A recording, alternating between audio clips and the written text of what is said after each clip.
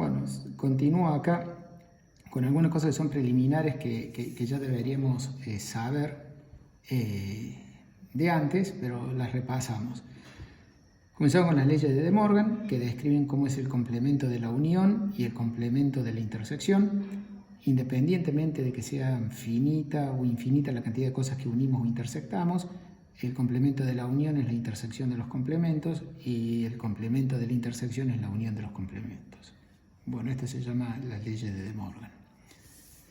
Bueno, viene ahora el concepto de qué es un álgebra de conjuntos o una sigma álgebra de conjuntos. Este es un concepto muy importante en la materia. Entonces, si nosotros tenemos una familia de subconjuntos de X, o sea, una A que está contenida en partes de X, vamos a decir que es un álgebra si A es cerrado por uniones finitas, es decir, tomamos dos subconjuntos que están en A, la unión de esas dos cosas vuelve a estar en A, y la propiedad número 2 tiene que ser que sea cerrada por complementos. Es decir, si algo está en A, el complemento tiene que estar en A. A eso se llama álgebra. Si acá cambiamos finito por numerable, entonces A es una sigma álgebra. Entonces A va a ser una sigma álgebra cuando sea cerrada por complementos y cuando unión numerable de cosas de A vuelva a estar en A. Entonces álgebra es con finito, sigma álgebra es con numerable. Bueno, estas dos propiedades más las leyes de De Morgan hace que, por lo tanto, en las álgebras sea cerrada por intersecciones finitas y en las sigmas álgebras sean cerradas por intersecciones numerables. Bueno, existe el concepto de álgebra generada o sigma álgebra generada por ciertos subconjuntos de X. Entonces ahora si F es una familia de subconjuntos de X, vamos a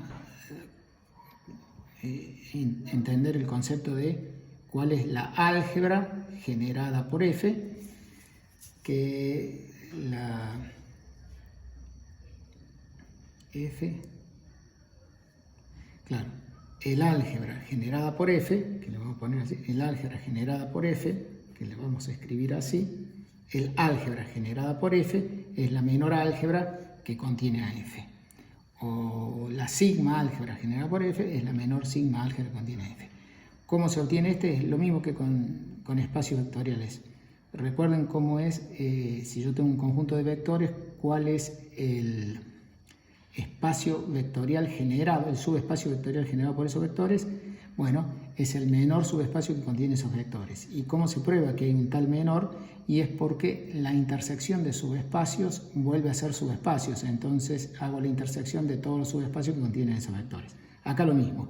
Si yo tengo una familia de conjuntos, tomo la intersección de todas las álgebras que contienen a F. Como la intersección de álgebras es álgebra y la intersección de sigma álgebras es sigma álgebra, entonces existe la menor álgebra o la menor subálgebra que contiene a F. Igual que con espacios vectoriales. Bueno, y acá una proposición que nos va a ser útil.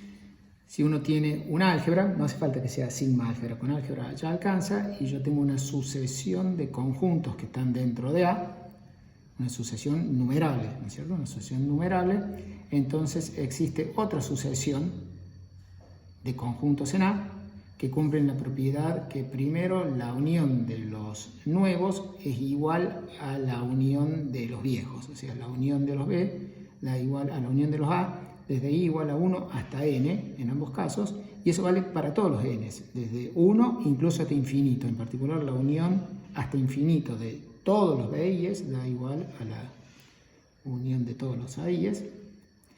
Y la propiedad adicional que tienen los b sobre los a es que los b son disjuntos entre sí. Entonces la proposición dice que, dada la sucesión a, yo me puedo construir la sucesión b, que tiene la misma unión que las cosas de A, pero es disjunta.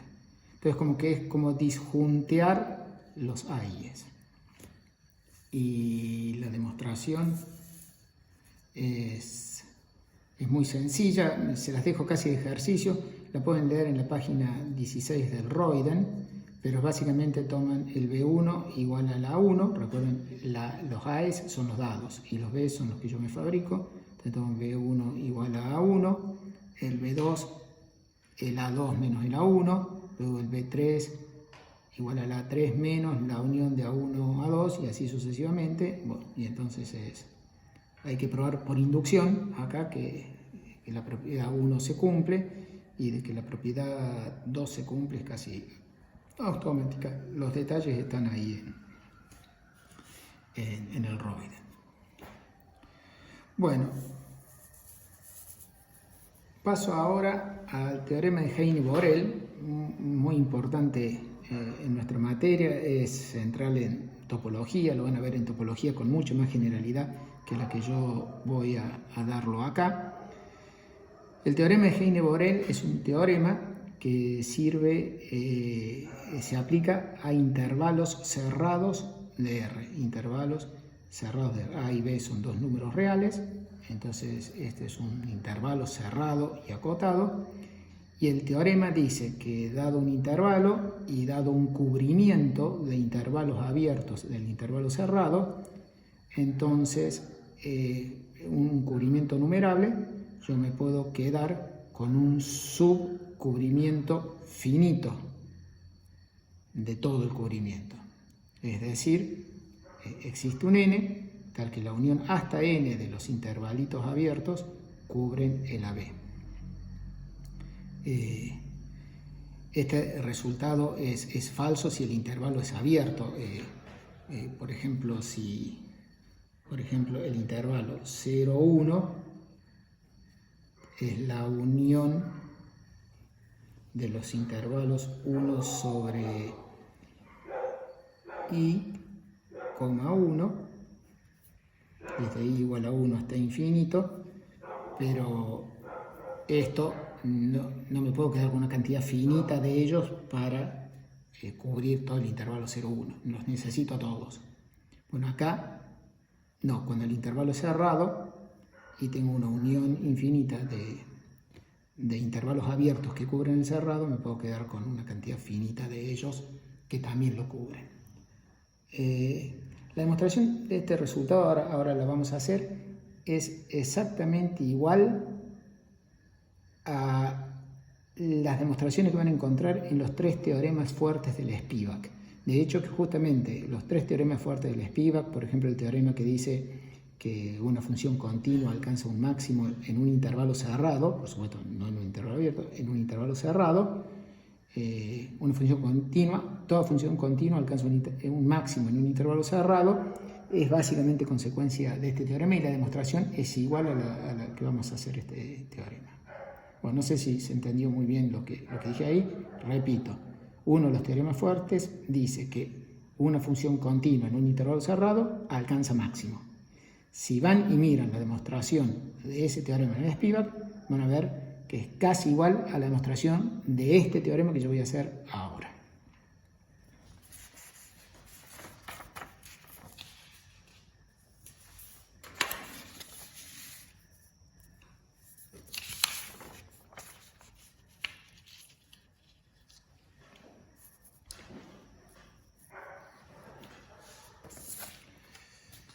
Bueno,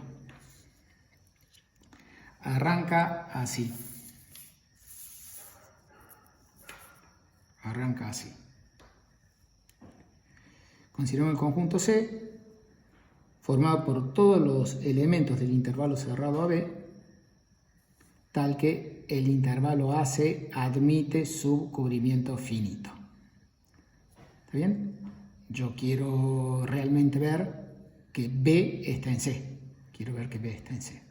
Bueno, entonces le llamo C mayúscula a todos los C del intervalo cerrado AB, tal que esto admite subcubrimiento finito. Bueno, la primera observación es que el A está en C, porque el intervalo AA, que es solo eso, admite subcubrimiento de un solo intervalo. Justamente tomás el intervalo en el que esté A, de todos estos intervalos, tomás el que está A, ese solo intervalo ya lo cubrió a esto, así que este intervalo admite subcubrimiento finito, así que el A es un posible C. Así que C es distinto de vacío. Bueno, tomamos C0, el supremo de C.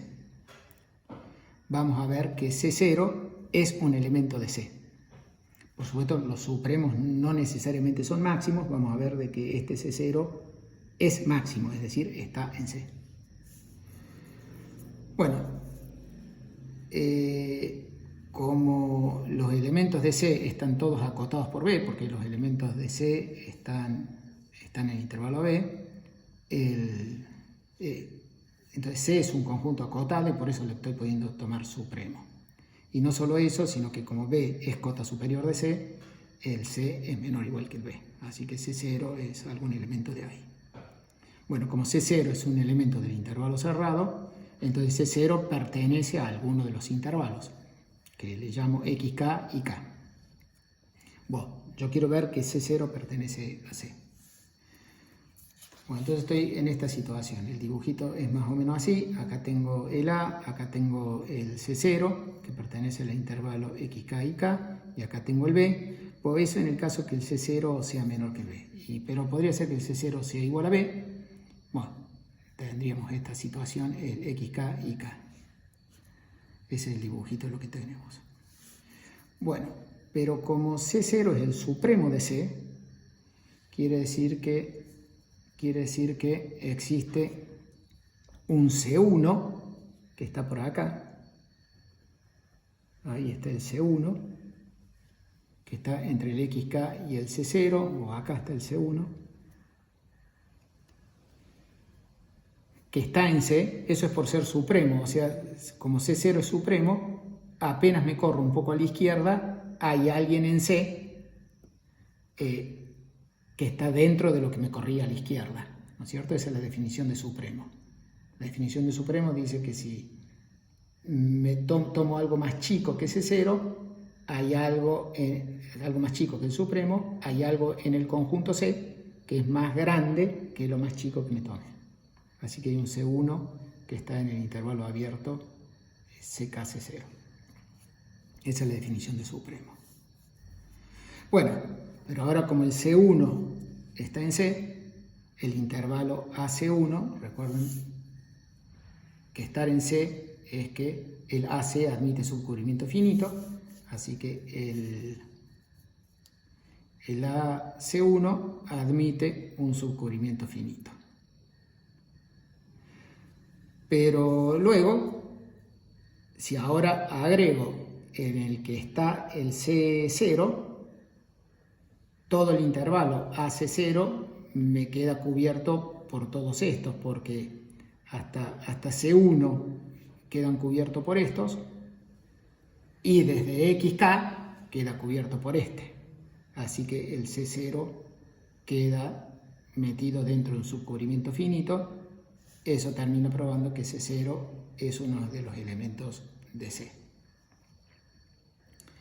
Así que hemos visto que el supremo de C es un elemento de C. Bueno, y ahora ya estamos listos casi. Vamos a ver que efectivamente el C0 es B. Bueno, si C0 fuera menor estricto que B, tomás un C2 acá. Entonces estaríamos en esta situación ahora. Entonces habría un C2 que está acá.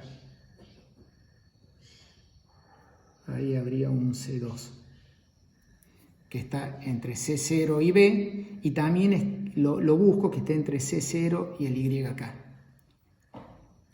¿Está bien? Entonces habría un C2 que cumple que C0 es menor que C2 y menor que el IK y menor que el B.